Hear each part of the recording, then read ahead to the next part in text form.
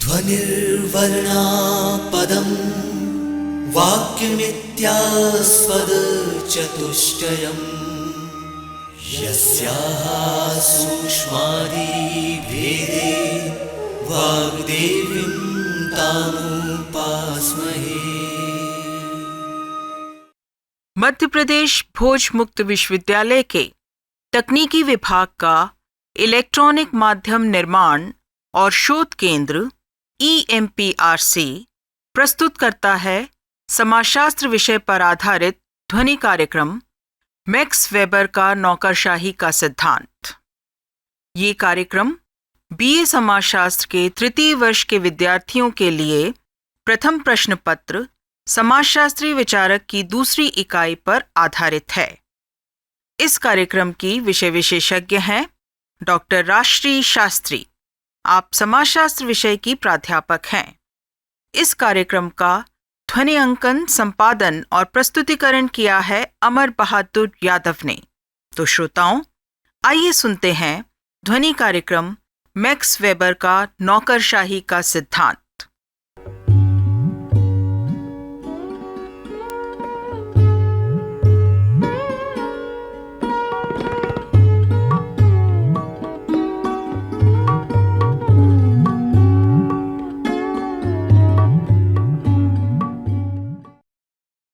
नमस्कार, मैं डॉक्टर राजश्री शास्त्री, प्राध्यापक समाजशास्त्र, मध्य प्रदेश भोज मुक्त विश्वविद्यालय के ऑडियो कार्यक्रम में आप सबका स्वागत करती हूँ।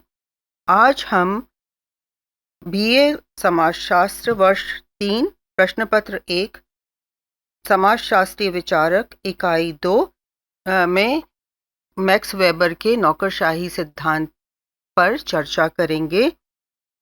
नौकरशाही मतलब ब्यूरोक्रेसी। तो हम इस चर्चा को प्रारंभ करते हैं।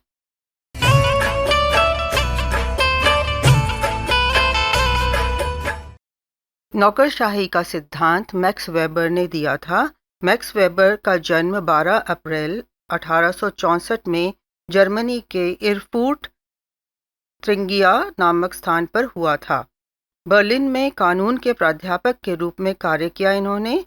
उसके बाद 1894 में वेबर फैबर्ग विश्वविद्यालय में अर्थशास्त्र के प्राध्यापक के रूप में उन्होंने कार्य किया। 14 जून 1920 में वेबर का 56 वर्ष की अल्प आयु में देहांत हो गया। मैक्स वेबर ने अपने जीवन काल में बहुत सारी पुस्तकें लिखी। उनकी मुख्य कृतियां हैं the Protestant ethic and the spirit of capitalism, जो कि एक बहुत ही महत्वपूर्ण पुस्तक है। उसके बाद सोशियोलॉजी ऑफ रिलीजन, धर्म का समाजशास्त्र, the theory of social and economic organisation, essays in sociology आदि।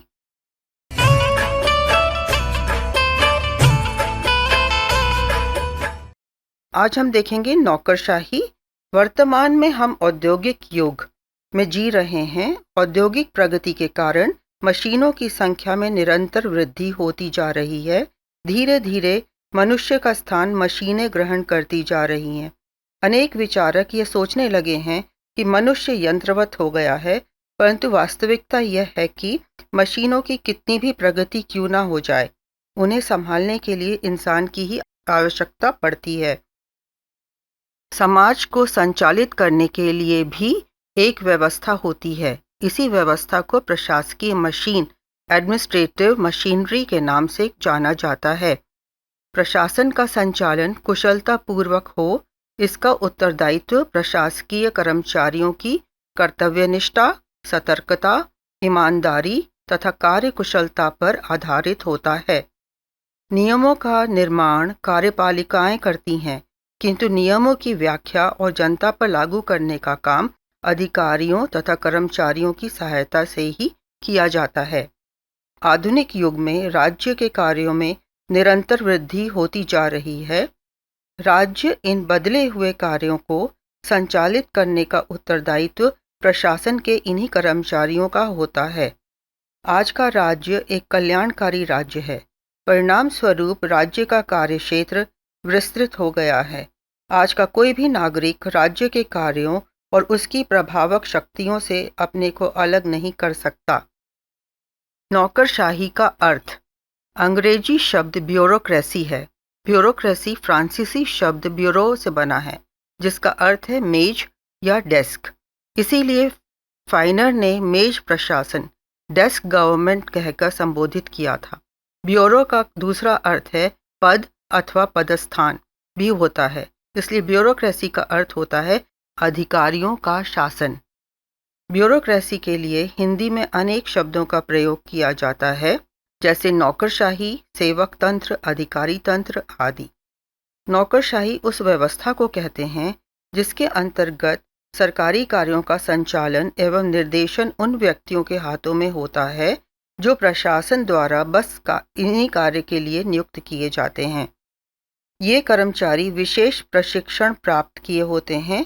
इस व्यवस्था में कार्य स्वयं ही निर्जीव मशीन की भांति सोपान विधि का अर्थ होता है हायरार्की, जो कि एक सीढ़ी की तरह होता है। जैसे सीढ़ी में एक निम्न सोपान होता है, एक उच्च सोपान होता है, उसी तरह नौकरशाही में भी ये व्यवस्था होती है। निम्न श्रेणी कर्मचारी और उच्च श्रेणी कर्मचारियों के मध्य और भी कई श्रेणी के कर्मचारी होते हैं। ये कर्मचारी जनता की अपेक्षा अपने उच्च अधिकारियों के प्रति अधिक उत्तरदायी होते हैं।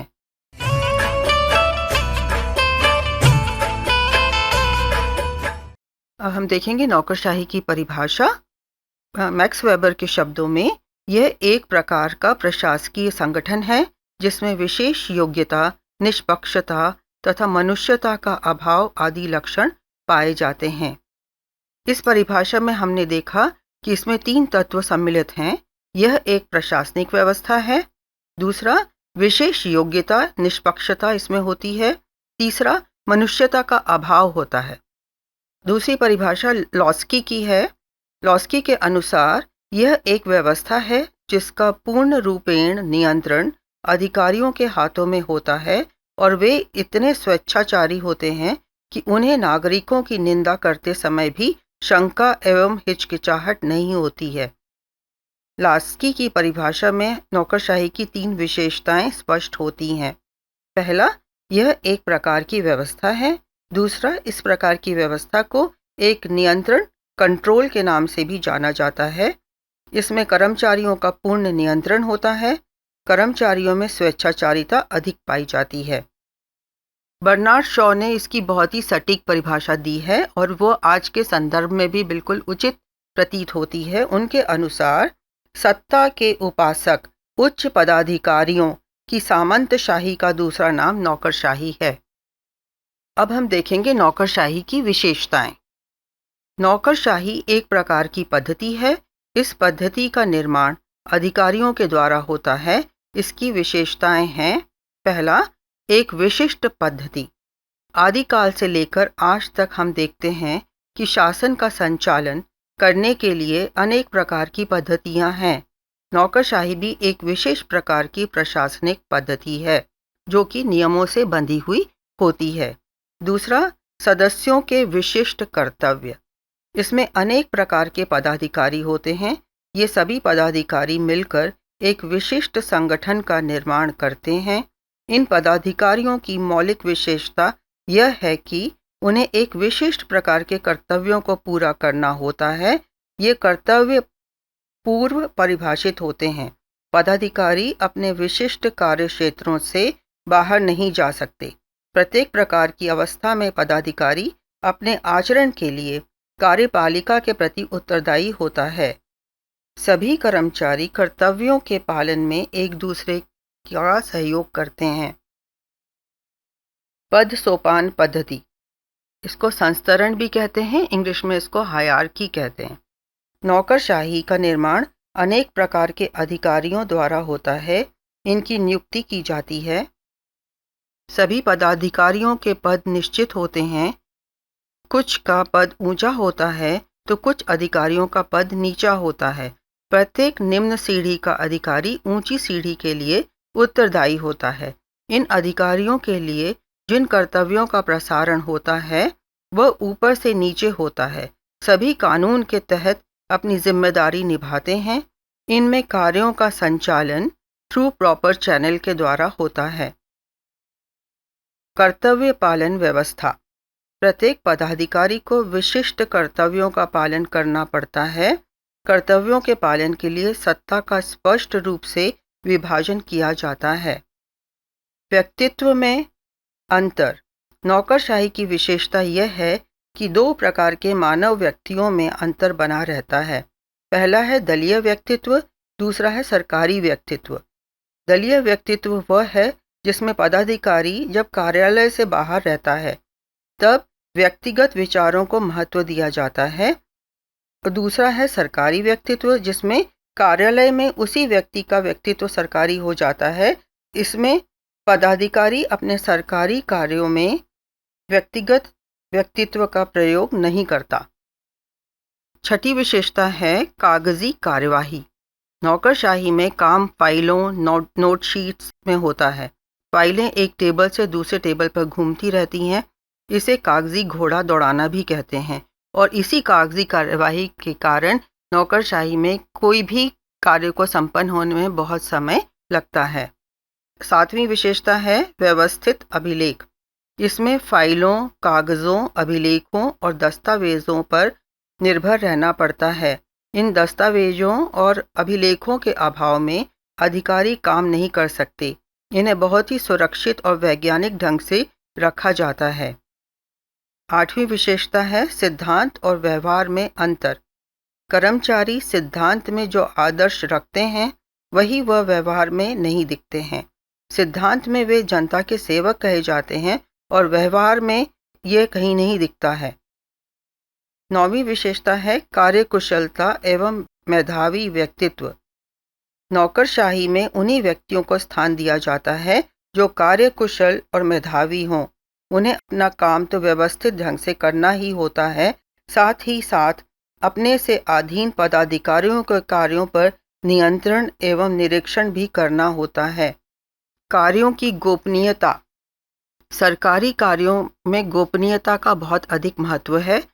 सरकारी कार्यों की गोपनीयता को बनाए रखा जाता है और कोई भी कर्मचारी सरकार की जो भी फाइल हो उसको बाहर नहीं बताता है। ये कॉन्फिडेंशियल है और उसको वो कॉन्फिडेंशियलिटी मेंटेन करनी पड़ती है। 11वीं विशेषता है प्रशिक्षण। इस व्यवस्था में भिन्न भिन्न व्यक्तियों को भिन्न भिन्न कार्यों का संपादन करना पड़ता है। कार्यों का संपादन अच्छी तरह से हो, इसके लिए कर्मचारियों को इस कार्य से संबंधित प्रशिक्षण दिया जाता है। समय समय पर व्यवस्था बदलती है, नियम बदलते हैं, तो कर्मचारियों का प्रशिक्षण भी समय समय पर होता है जिससे कि वो अपग्रेड हो सकें और अपने कार्य को सुचारू रूप से कर सकें।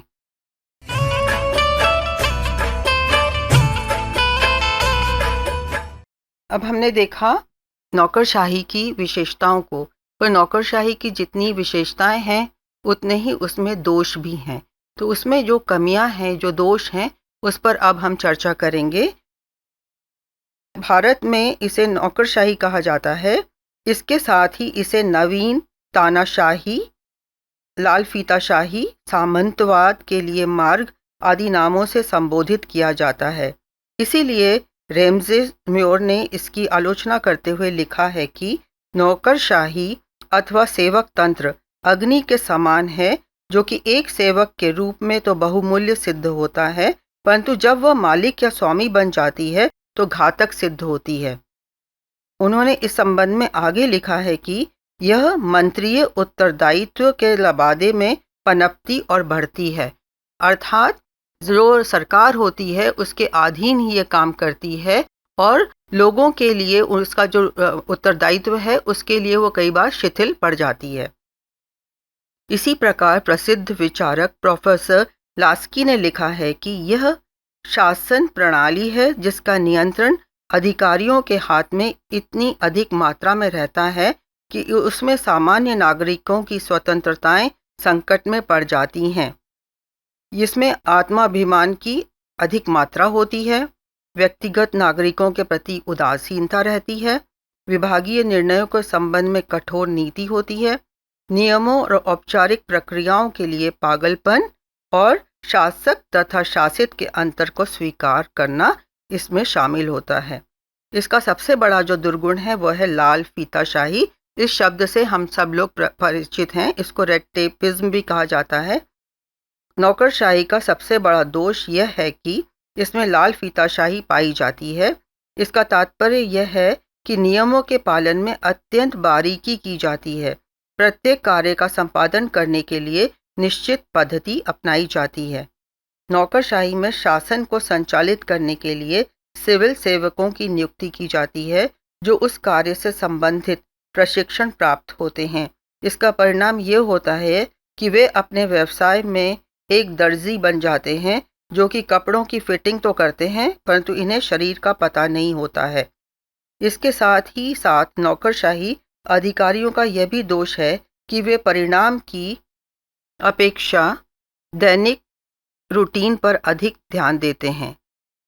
लाल फीताशाही की मूल विशेषता यह है कि यदि इस पर नियंत्रण ना रखा जाए तो इसमें अत्यधिक वृद्धि होती है। भारत में यह लाल फीताशाही की मात्रा में सबसे अधिक वृद्धि हुई है।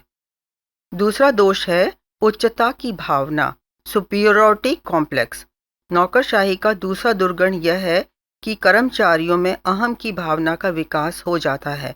वो अपने आप को जनता से ऊपर और श्रेष्ठ समझने लगते हैं।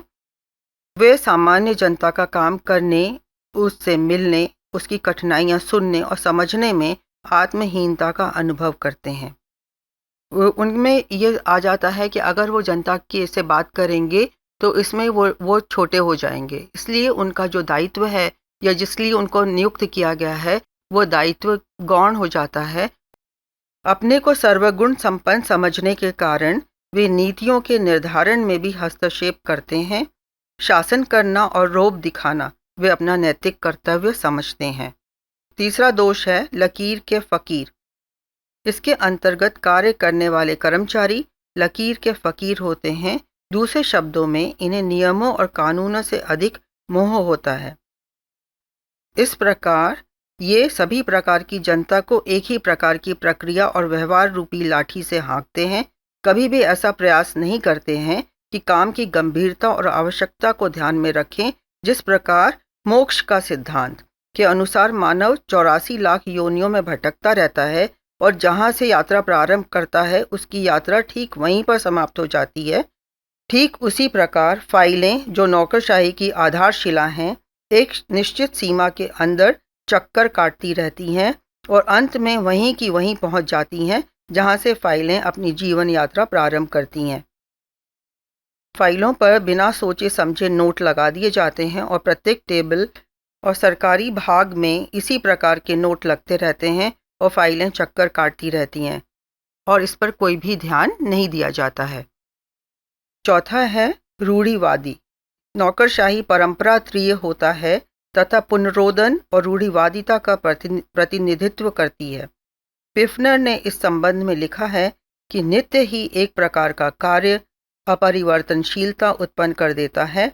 उत्तरदायित्व कर्मचारियों में देर तथा कानूनीपन की आदत डाल देता है। सरकारी कार्यों की आवश्यकताएं कर्मचारियों को विशेषज्ञ बना देती हैं। उनमें बौद्धिक एकाकीपन आ जाता है। वे जनता की अपेक्षा प्रतिक्रियाओं और नियमों का अधिक ध्यान रखते हैं। पांचवा दोष है औपचारिकता।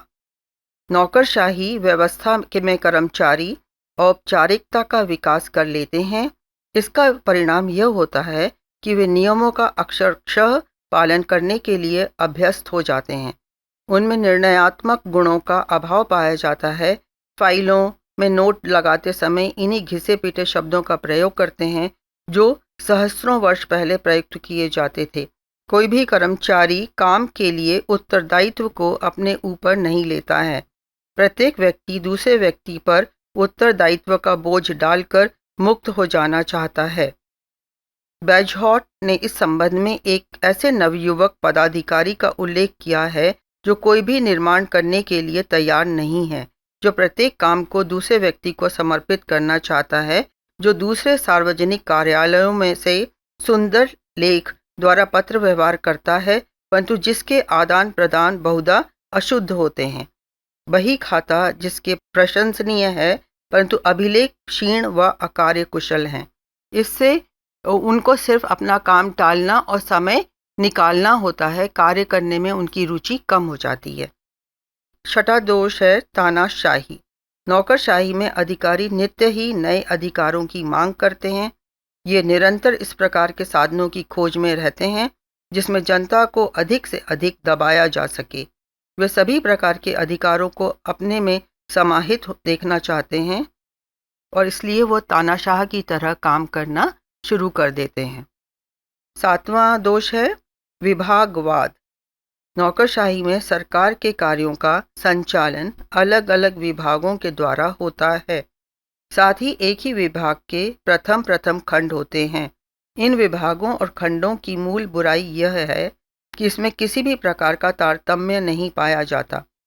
प्रत्येक विभाग दूसरे विभाग से अपने को पृथक और स्वतंत्र खंड समझता है। ये विभाग अपने छोटे अधिकार क्षेत्र को अपना साम्राज्य समझते हैं और इस प्रकार की मनोवृत्ति को विकसित कर लेते हैं और इस साम्राज्य पर उनका ही एकाधिकार है। 8वां दोष है वर्ग चेतना। नौकरशाही व्यवस्था वर्ग चेतना को भी प्रोत्साहित करती है। वे अपने को समाज से अलग वर्ग का समझने लगते हैं। वे इस प्रकार की विचार पद्धति को विकसित कर लेते हैं कि अन्य की अपेक्षा वे श्रेष्ठ हैं। इसका परिणाम यह होता है कि शासक और शासित के बीच जिस प्रकार के संबंधों का विकास होना चाहिए वे नहीं कर पाते हैं, जबकि प्रजातंत्र का यह आधार ही है शासक और शासित के बीच अधिक से अधिक संबंधों को स्थापित किया जाए। 9वां दोष है आत्म प्रसार। नौकरशाही में अधिकारी अपना आत्म प्रसार करते हैं। वे इसके लिए तर्क यह देते हैं कि विभागीय काम करने में उन्होंने अपना सारा जीवन और शक्ति लगा दी है। वे ऐसा सोचने लगते हैं कि जितने ज्ञानी और कार्यकुशल हैं, कोई दूसरा उतना ज्ञानी नहीं है। वे यंत्र की भांति रह जाते हैं और उनमें मानव स्पर्श ह्यूमन टच बिल्कुल नहीं रहता है। 10वां दोष है दैनिकता, मतलब रूटीन। नौकरशाही अधिकारी वर्ग के शब्दों में कार्य के रूप में उतना ही महत्व प्रदान करते हैं जितना कि कार्य की विषय वस्तु को। वे दैनिक कार्यों को साधन न मानकर अपने कार्य को साध्य मानने लगते हैं। टूर पर जाना या ना जाना, डायरी में औपचारिकता का निर्वाह करना, डायरी खोलना, उसमें निर्दिष्ट तारीख पर आने जाने का समय, स्थान, पहुंचने का समय, यात्रा अंतर भरना आदि दैनिकता का ही उदाहरण है। यह एक बहुत गंभीर दोष है। इस तरह हमने देखा कि नौकरशाही के ये दोष हैं जिन्हें की सुधारना बहुत आवश्यक है।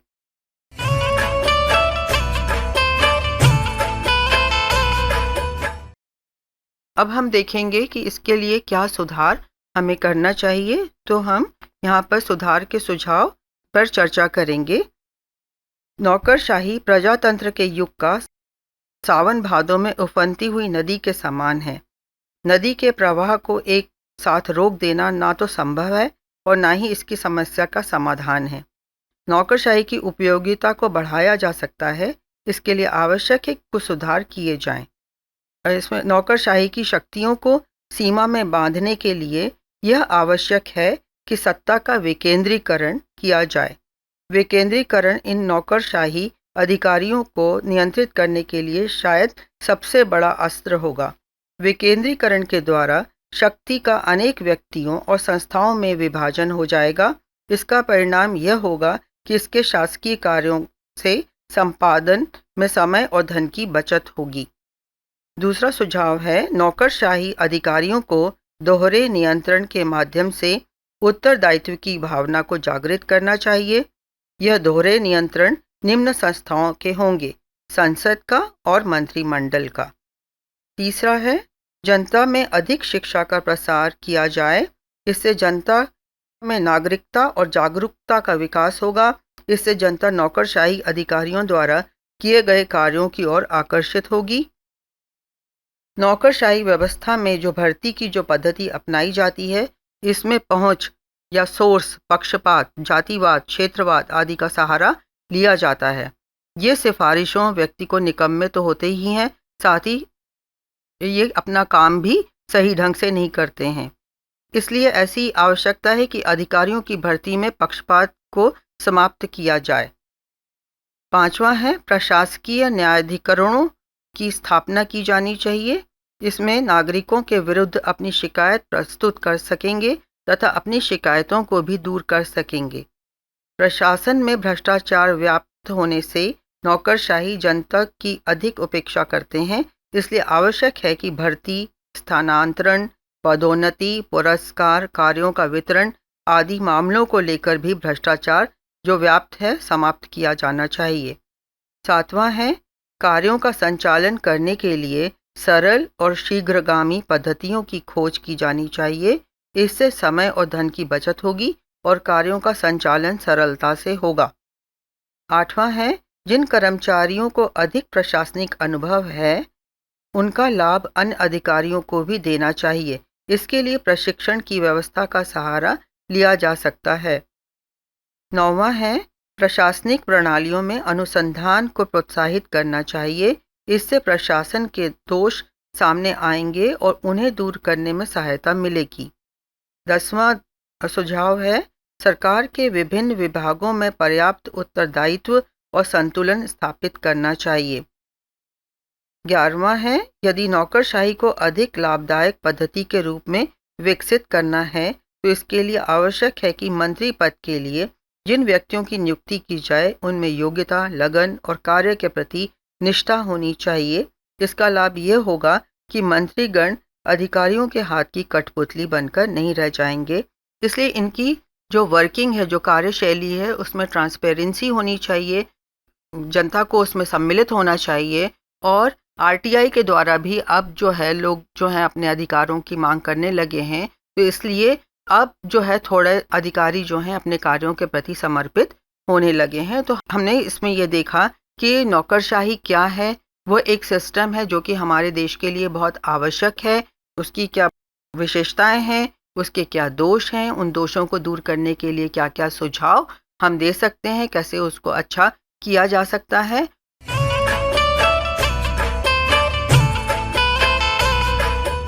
और अब हम देखेंगे कि इस टॉपिक पर क्या क्या प्रश्न आ सकते हैं।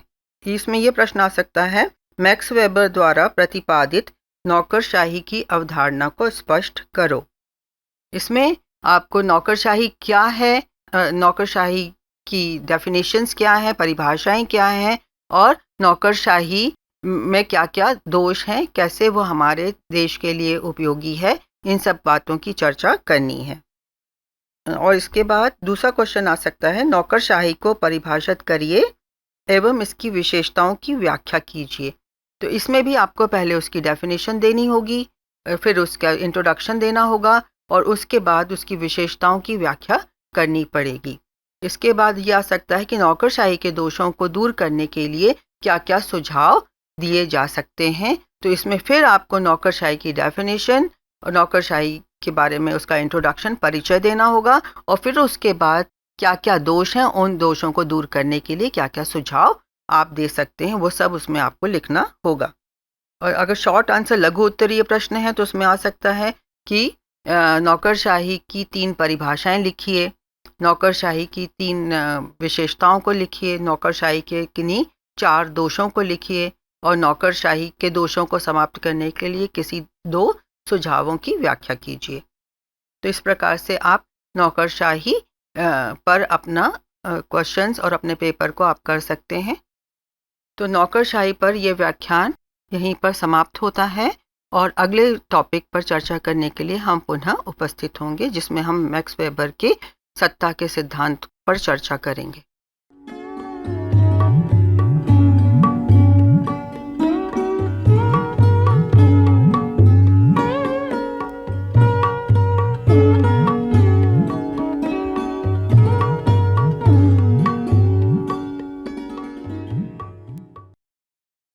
अभी आप सुन रहे थे बीए तृतीय वर्ष समाजशास्त्र के विद्यार्थियों के लिए प्रथम प्रश्न पत्र समाजशास्त्रीय विचारक की दूसरी इकाई पर आधारित ध्वनि कार्यक्रम मैक्स वेबर का नौकरशाही का सिद्धांत।